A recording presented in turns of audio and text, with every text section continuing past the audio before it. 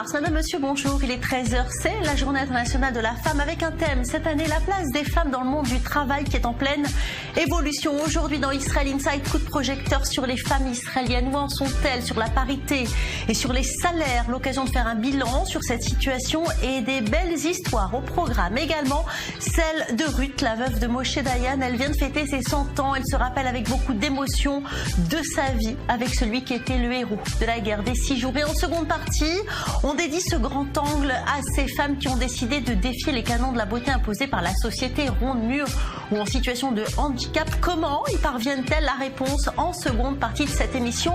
Mais on va commencer tout de suite par les titres qui font l'actualité du jour.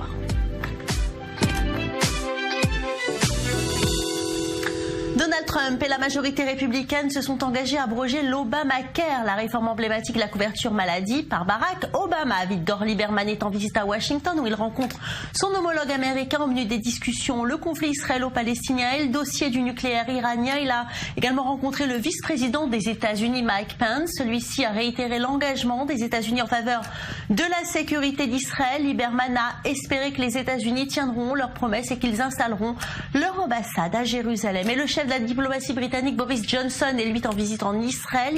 Il s'est déjà entretenu avec le président de l'État Reuven Rivlin. Il rencontrera le Premier ministre Netanyahou et dans la journée le chef de l'opposition Yitzhak Herzog. Bertrand Delanoë, l'ancien maire PS de Paris, apporte son soutien à la candidature d'Emmanuel Macron à la présidentielle, à la fois par conviction politique et pour faire barrage au Front National. Bertrand Delanoë prend ainsi ses distances avec l'actuelle maire de Paris, Anne Hidalgo, une femme libre, dit-il. Hidalgo, de son côté, soutient le candidat PS.